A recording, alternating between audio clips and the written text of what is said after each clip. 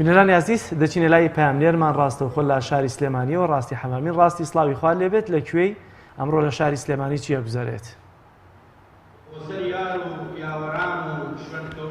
سڵاو لێەوە لە بینەرانی بەرنامەی پەیامی ڕۆژی کەناڵی ئاسمانی پەیام دیارە چالاکیەکان بۆ یادی لەدایکبوونی پێغەمبەری خۆشەویست درودی خوای سەرەوامە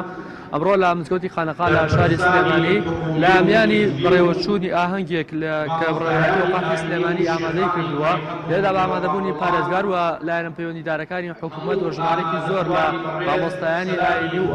دوێنەری لایەنە سیاسەکان ئامادەن ئەوە ئاهەنگێکی بەرپراوە بەڕێوەچێ هەتا کە دوێنەری مەسیحیەکانی سلێمانیش لێرە ئامادەیانەیە بۆ قسەکردن ڕۆ بەلای بەڕێز مامۆستا یوسف نوێنەری مەڵبەندی سلێمانی کە لێرە ئامادەگی هەیە مامۆستا یوسف سڵاو لێبێت پێوان بڵێیت ئەم ئاهەنگانە چمانەوە بەستێک بەخۆ ئەبێت و ئەتوانێت چۆن خزمەت بکات. بسم الله الرحمن الرحیم الحمد لله والصلاة والسلام على رسول الله. بەڕاستی پێغەمبەری خوا عەلەیهی الصلاة والسلام ئەو زاتە بۆ کە بەهاتنی بەوەی کە هاتە ناو زەمینەوە هاتە سەر ئەم زەمینە توانی گەورەترین گۆڕانکاری لە ژیانی مرۆڤایەتیە بکە، توانێتی کەسێک بێت کە بتوانێت هەموو ناڕەحەتەکانی سەر مرۆڤایەتی لابات شیاوی ئەوەیە پێویستەکە هەموو کەسێکمان بە بەردەوامی نەک بڵین هەر لەم مانگەیە بەڵامی تر بۆتە عادەت کە لەم مانگەیە یادی لەدایکبوونی پێغەمبەری خوا عەلەیهی الصلاة والسلام ئەکرێتەوە پێویستەکە بکرێتەوە مرۆڤایەتی ئەگەر تۆزێک لەم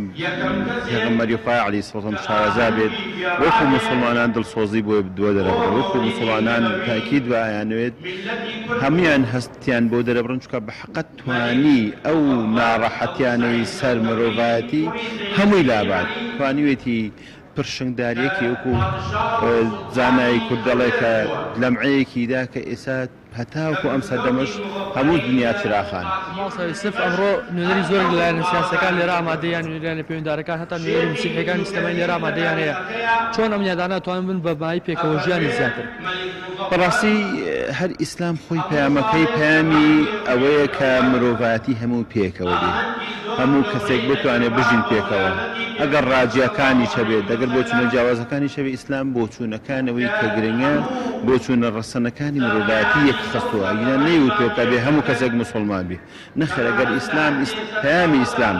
بە تەواویمانە بێتە ناو مرۆڤەکانەوە هەر هەمووی بێتە یەک دەست یەک جەستە بۆ ڕاستکردنەوە ڕێکردنەوەی ژیانی خەڵکی و ڕێکردنەوەی بەرەو پێشبردننی خەڵکی یعنی ئیسلام خۆی پەیامی مرۆڤایەتیە پەیامی پێکۆژیانە پەیامی ئەوە نییە بڵێ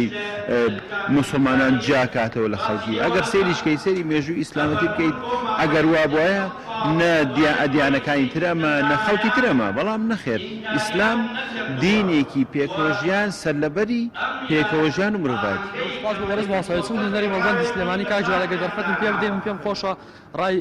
چەند هاوڵاتیەکە بۆ بازم بچانێ بۆ پێغەمبەری خۆشەویست مامەگیان سڵاوت لێبێ چیت هەیە بۆ پێغەمبەری خۆشەویست درودی خوای پێغەمبەری خۆشەویستی هەموو پێغەمبەران و عەلەیهیسەلام شافعی ڕۆژی مەحشەرەوە ئێمە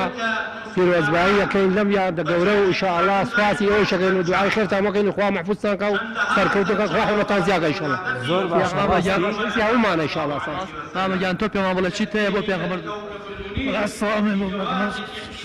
پێغەمبەر سڵامێ بۆ پێغەمبەر سپاسانەکەم سپاسی هەمووتانەکەم سپاسی مامی پێغەمبەریشەکەم مامی پێغەمبەر سپاسیانەکەم. کاک جەلال ئەمە زانیاریەکانی لای ئێمە بوون. زۆر باشە زۆر سپاس بۆ تۆ ڕاستی حەمامین پەیامنێرمان لە شاری سلێمانیەوە سپاس بۆ زانیاریەکانت.